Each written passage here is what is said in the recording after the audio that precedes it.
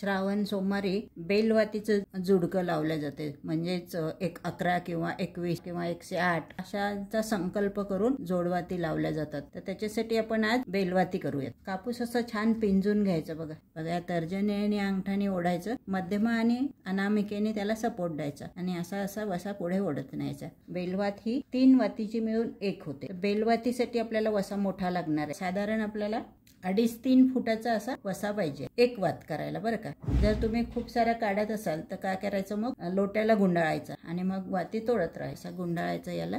वशाला पीळ आला की लोटा फिरवायचा. हे बघा, हा झाला आपला लोट्याचा पीळ. मी तुम्हाला 2-3 वाती करून दाखवते. 3ची 1 वात करायची ना आपल्याला. 1, 2 आणि 3. तोडायचं नाही बरं का. याला असा हे डाव्या हाताने धरून ठेवायचं आणि उजव्या बोटाने याला आपल्या स्वतःकडे पीळ द्यायचा, म्हणजे उलट्या बाजूने पीळ द्यायचा. ही 1 वात तयार झाली.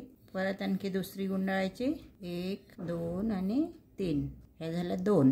1, 2 आणि 3. आता इथे तोडायचं. आता काय करायचं, ह्या 3 वाती सोबत घ्यायच्या अशा हातावर आणि याला पीळ द्यायचं. लोटाला न गुंडाळता 1-1 वात कशी करायची. असा लांब वसा काढायचा. आपल्या हात जेवढा लांब जाईल ना तेवढा लांब वसा काढायचा आहे. 1, 2, 3. आता मी याला तोडणार नाही आहे बरं. परत दुसरी घ्यायची.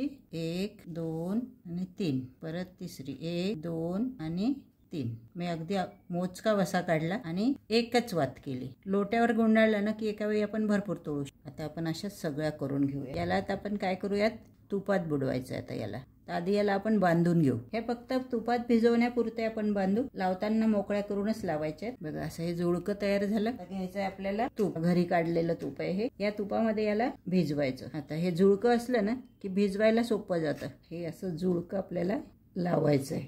आता हे जुळकं लावताना काय करायचं, याचा जो धागा आहे हा मी काढून घेणार आहे. बघा, या दिव्याला आपण हळद कुंकू लावू आणि आता याला या दिव्याला लावून देऊ आपण.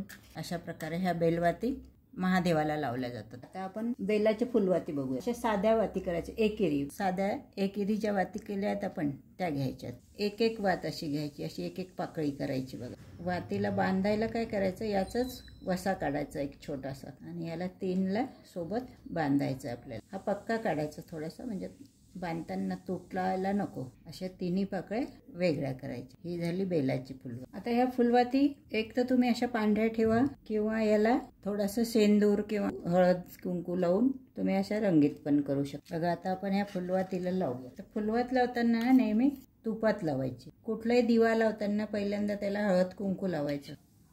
बघा, हे अशा प्रकारे आपली बेलाची फुलवात तयार झाली आणि बेलाच्या वाती पण तयार झाल्या.